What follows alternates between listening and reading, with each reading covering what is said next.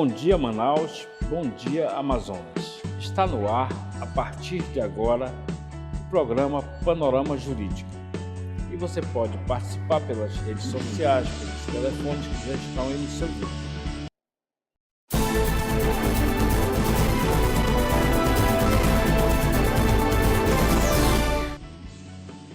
Assédio moral no trabalho é o termo utilizado para designar toda a conduta que cause constrangimento psicológico à pessoa.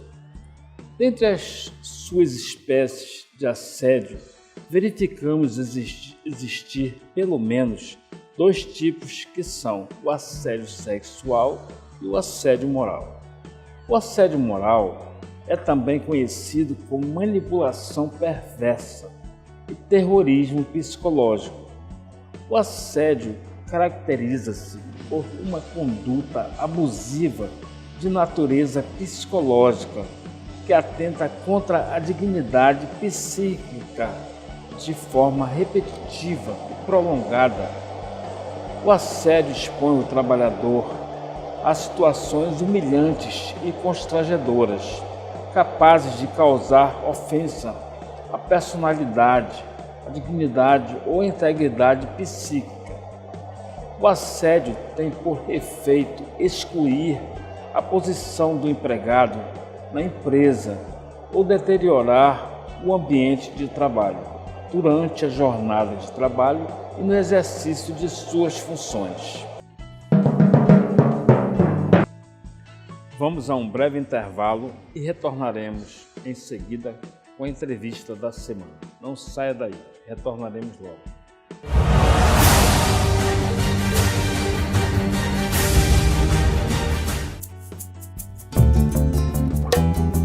Nascem da criatividade dos aderecistas de festival as mais belas imagens do folclore amazônico. Texturas, miçangas, sementes, brilhos ou tecidos diversos, tudo vira arte por meio das mãos que costuram magia em cada detalhe, enaltecendo a região por meio de brilhos diversos ou sementes nas indumentárias originais. Vida e Arte. Band Amazonas. Quem me vê correndo assim, nem imagina que eu já tive tuberculose. Mas eu venci a doença e qualquer pessoa pode vencer. Se você tosse por mais de 3 semanas, procure a unidade de saúde do SUS e faça o teste grátis. O tratamento também é gratuito, não pode ser interrompido. Vai por mim. Tuberculose existe, mas tem cura. Apoie quem tem a doença. Ninguém merece perder o fôlego por causa dela.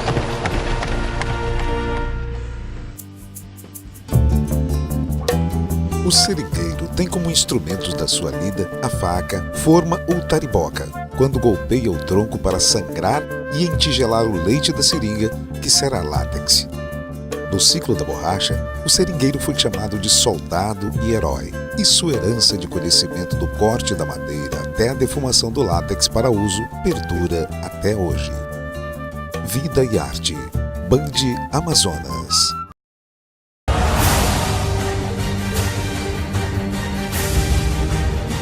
Sejam bem-vindos de volta ao programa Panorama Jurídico.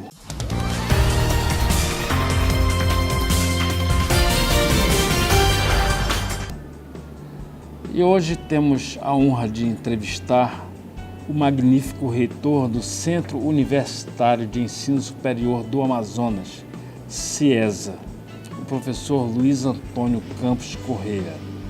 Ele é educador, fundador do CIESA, que há 30 anos vem contribuindo com a educação no Amazonas. Bom dia, reitor. Bom dia. Obrigado pela sua presença mais uma vez aqui. Obrigado. O Senado aprovou essa semana a PEC que limita os custos do governo, os gastos. E, na sua opinião, na sua visão, essa PEC, ela foi benéfica para que o país realmente tenha um equilíbrio menor nessas finanças? Como o senhor vê essa situação? Olha, isso me lembra muito dos ensinamentos que eu tive na minha infância. A minha mãe, quando nos ensinava alguma coisa que era terminantemente proibida, aquilo deveria ser uma única vez, repetido uma única vez. Eu achei a medida um pouco desnecessária, porque uma vez que está estabelecido, para quem ganha 1.000 tem que gastar 1.000, não pode gastar 1.100.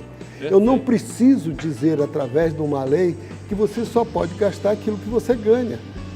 Se você gasta, é óbvio, se você gasta mais do que aquilo, você precisa fazer economias. Em anos anteriores, o povo brasileiro precisa saber fazer economia para que tenha realmente condições de gastar. Eu vou lhe revelar um dado aqui, que é um dado normal. O maior banco no Japão hoje é o Correio Japonês, aonde as economias dos japoneses estão depositadas lá dentro. Você vê pela seriedade, não é um banco, é um correio. Segundo, a soma de dinheiro é tamanha, por quê? Porque lá não há juros pagos para quem deposita banco, para quem deposita dinheiro do banco. Então, já há o hábito, mas esse hábito advém de uma boa educação. Infelizmente, o nosso país não tem uma educação satisfatória. Não tem, né? Não tem. Então, essa emenda constitucional, o senhor entende que ela seria desnecessária se os governantes fossem mais coerentes, gastando o que arrecada realmente dentro do planejamento.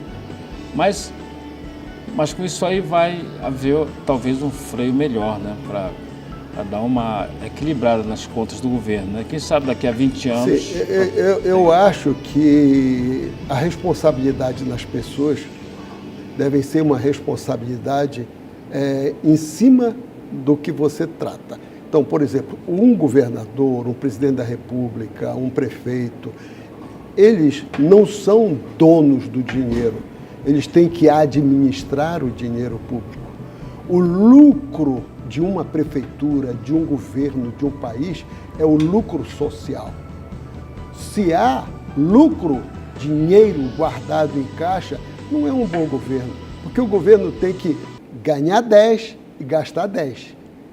Sendo que no gastar do 10, justamente o que nós chamamos de lucro social, esse lucro tem que atender os anseios da população, como escola, hospitais, meio de transporte. Tudo isso é política pública. O senhor, como empresário bem-sucedido no ramo da educação, o senhor entende que essa medida ela terá um reflexo razoável, positivo, vai proporcionar uma grande melhora para o equilíbrio das finanças no país? Isso vai ter um reflexo positivo na educação também? Bom, partindo do pressuposto de que agora se pendurou na parede que ninguém pode gastar mais do que ganha, eu acho que a escola, lá, nos primeiros momentos da escola, o aluno tem que aprender a fazer o seu dever de casa. Ou seja, o garoto deve ter que ser ensinado como atravessar a rua, também deve ser ensinado como gastar. Que ele deve saber que tem gastos que são desnecessários e gastos que são necessários. Ele deve saber fazer essa diferença para que ele possa, no futuro, fazer aquilo que ele tem vontade. Se todos nós guardássemos R$100 de R$1.000, no final do ano nós teríamos um 14º e não um 13º. Nós teríamos os 12, teríamos o 13º, teríamos um 14º. Por quê? Porque nós estamos poupando. Então, a pessoa que não poupa vai tomar dinheiro emprestado. E aí é que está o perigo. Professor, nós gostaríamos de saber o seguinte. O senhor, como reitor de um grande centro educacional, que é o CIESA, o senhor tem dificuldades para contratar professores qualificados para atender às exigências do Ministério da Educação, que é o MEC? Sabemos que a educação ela está um pouco precária ainda, então eu sei que muitas vezes as universidades, os centros universitários tem dificuldade, tem que importar profissionais de outros lugares. O senhor poderia dizer se existe uma dificuldade ou se realmente é confortável para o senhor? Há uma dificuldade porque o país como um todo não é homogêneo.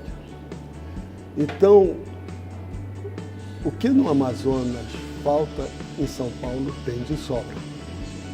O que eu acho é que a política educacional ela tem que ser diferenciada por cada região. Eu não posso exigir alguma coisa no Amapá, em Roraima, se eu não tenho condições de dar. No entanto, as pessoas que estão lá, elas têm o direito também de aprender, e aprender com qualidade. O que se faz, muitas vezes, é que nós lutamos contra argumentos que querem ser colocados no país como sendo ele válido para todo o território nacional. Isso não pode ser, não temos condições de ter. O que talvez seja bom para São Paulo pode não ser bom para o Amazonas. E daí a necessidade, muitas vezes, do que a gente... Mas também não pode ficar de lado sem que haja um tempo para que você vá se adaptar a esse tipo de coisa. E aí é que está o lucro social do governo, em atender, ao saber atender as demandas necessárias, não jogando dinheiro fora. É verdade. Professor, nós sabemos que o grande sucesso de um curso, de uma universidade, uma faculdade, um centro que ensina para uma graduação é a qualificação dos professores, não é verdade? Perfeito. Do grupo docente. Então, eu gostaria de saber o seguinte, o CIESA, eu não estou falando isso por estar aqui na sua presença, porque eu não tenho necessidade disso, nem o senhor. Nós estamos aqui fazendo um programa informativo. O CIESA, eu já tive a oportunidade de entrevistar várias autoridades aqui, personalidades importantíssimas, e eu, quando vi a qualificação, bacharel em Direito do CIESA, já vários entrevistados que eu tenho o maior prazer de anunciar dessa forma. Então, o CIESA ele tem uma reputação elevada no mercado de um curso de excelência muito bom.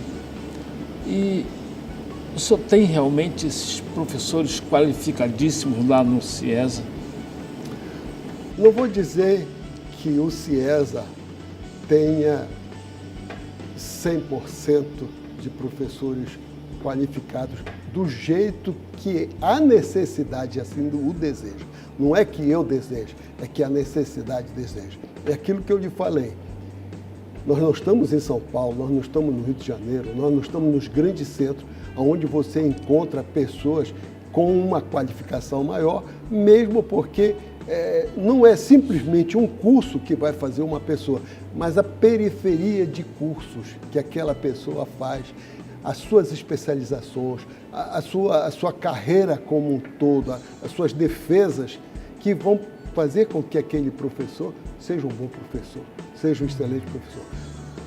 Às vezes, um bom professor não é aquele que dá uma boa aula. O bom professor seria aquele que desse uma boa aula agregado com um bom conhecimento. Eu tenho um conhecimento, mas não tenho como dar uma aula, porque eu não tenho a queda para ensinar. Eu sempre digo o seguinte, você é uma excelente doceira. Se o trigo não for de qualidade, não vai sair bem o bolo. Não vai sair bem, é verdade. Os meus alunos precisam ser de qualidade, os meus professores precisam ser de qualidade, as minhas salas de aula precisam ser de qualidade, a minha biblioteca. Isso tudo é um contexto. O ambiente é um contexto para que realmente essa semente que foi plantada possa produzir os seus frutos. Perfeito. Professor, o senhor sabe que na última vez que houve o exame de ordem no Brasil, houve um fracasso geral, não foi só aqui no Amazonas, o índice de aprovação foi muito baixo. Então, isso é preocupante, porque o senhor que tem uma faculdade de Direito, no Centro Universitário.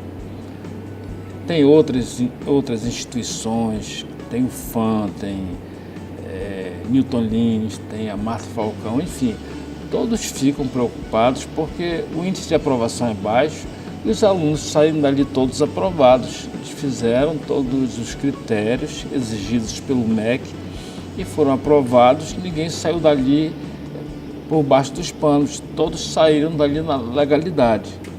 Agora, é preocupante como que entra ano e sai ano, entra um exame e sai outro, e sempre essa dificuldade, o índice de reprovação muito elevado. Eu vou lhe perguntar o que é que o senhor atribui a tudo isso no seu ponto de vista. O senhor pode ser bem sincero, porque a sua experiência é de 30 anos e a gente tem que respeitar. Porque existem muitos bacharéis que não conseguem passar, mas eu já fiz a pergunta, eu quero saber o seu ponto de vista, mas eu queria só complementar com um pequeno raciocínio que eu tenho com relação a isso. O senhor acha que se no último ano da graduação do curso de Direito houvesse uma cadeira especial só para preparar o formando para o exame da OAB, digamos que ele fosse fazer em penal, então teria uma cadeira ali só de penal para um preparatório, porque o que acontece hoje é que quando o bacharel sai da universidade, da faculdade, o que acontece? Ele tem que procurar o Aldemiro Dantas, tem que procurar o Anielo Alfiero, ele tem que procurar a LFG, o próprio CIESA, dentre outros cursos que preparam para a OAB. Mas o que o senhor poderia fazer? Porque se o aluno não tem condições de pagar esses cursos que não são baratos, são caros. Vamos tentar ver se eu respondo, porque isso deveria ter um tempo muito grande. Mas responda, eu vou tentar aqui para o nosso público de casa. Vamos tentar responder. Todo mundo está curioso para saber sua opinião. Primeira coisa, você sabe que o Brasil ele desceu no ranking mundial de conhecimento. Ele desceu algumas casas. Isso influencia? Influencia. Por que influencia? Porque se a base não é boa, não é no final que vai acontecer. Uma outra verdade que dói, mas tem que ser dita. Eu não conheço nenhuma mão em que todos os dedos são iguais. Alguém tem capacidade maior do que os outros. O Brasil, segundo os analistas mundiais, é para ser sempre campeão mundial de futebol. Passamos 20 anos sem ser campeão de futebol. Por quê? Porque a safra também não é constante. Então, isto é um meio de seleção natural. No entanto, o que eu acho e que eu acredito primeiro, é obrigação da ordem fazer um exame justo, sem pegadinhas, sem nada. Isso é uma obrigação. Perfeito. Estamos tratando de coisa séria e eu acredito que a OAB até hoje sempre tratou isso com muita seriedade. Então, se tem esse tipo de coisa, não tem problema. A atividade profissional, ela deve ser colocada sempre à prova. CIESA, o FAM, a UEA, qualquer outro que tenha cursos de direito, deverão estar preparados para fazer o melhor. Porém, se o aluno, muitas vezes, não quer estudar, ele quer somente estar acontecendo a situação, então ele vai acontecer a situação. A OAB está aí para botar. Agora, a OAB passa com 10, mas também passa com 5. Porque nós não podemos só passar com 10. Então passa com 5. E às vezes o 5 tem mais sorte que o de 10. Eu já conheço essa história. Por outro lado, eu também quero dizer para vocês, ou para os pais que estão em casa, que se o aluno não estuda, a culpa não é da faculdade. Mas eu estou pagando... Tem segundo grau no Amazonas, que é muito mais caro do que um curso de direito, que se forma um juiz, vai ganhar um salário muito, muito legal, muito bom. Não estamos aqui interessados. Então, estamos falando na média de salário nacional. Então, um juiz ganha bem. Um desembargador ganha bem, ganha bem. É pouco, é muito. Não estou discutindo o mérito, só que eu acho que quem está lá é porque estudou o suficiente. No entanto, que aí é uma outra coisa que eu também não quero polemizar a situação, é de que, infelizmente, no Brasil existe um fato notório. Quem indica? Então, muitas vezes, as pessoas... É o QI, né, que a pessoa tem que ter, né? As pessoas estão lá, às vezes, não tem mérito para estar lá, mas estão lá. Por quê? Porque houve um arranjo para a pessoa estar lá. É o jabuti que foi encontrado no galho de uma árvore. Ele não tem empréstimo para chegar lá, mas alguém colocou. Então, essa situação é uma situação de educação. E educação não é somente transmissão de conhecimento. A educação é transmissão de bons costumes, de hábito, de personalidade, para que as pessoas, ao saírem de uma escola, elas saibam distinguir, não sobre o bem e sobre o mal, mas de uma maneira ter dentro do coração todas as fatias que o pobre tem condições de se receber. Professor, bom, eu gostaria de informar para quem chegou agora que a nossa entrevista aqui é com o reitor do Centro Universitário Superior, que é o CIESA. Então, estou aqui com o reitor, que é o professor Luiz Antônio Campos Corrêa.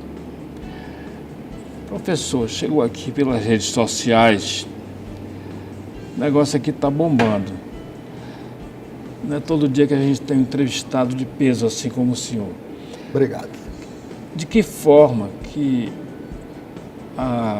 o mercado da educação, esse campo, foi afetado com essa crise do país, que é pública e notória?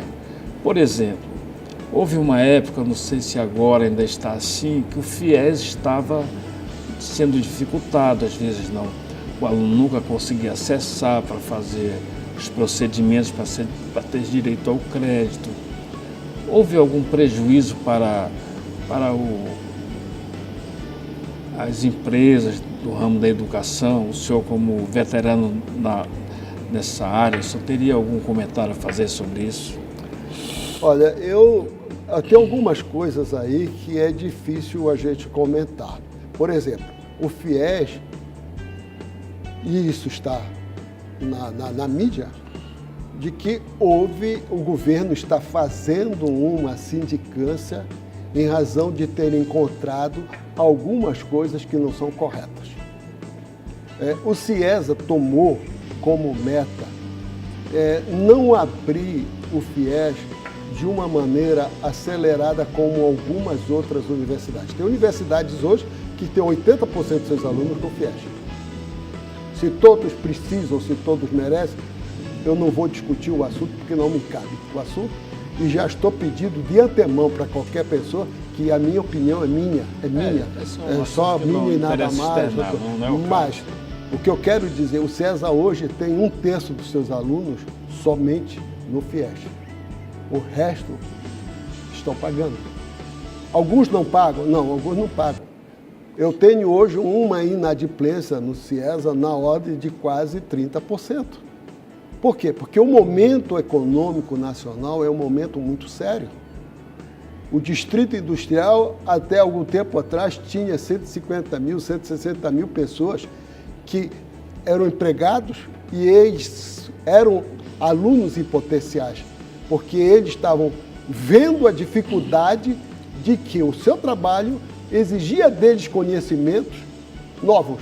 Então, o mercado de trabalho foi afetado por uma situação econômica? Foi afetado, sim, e muito, e muito.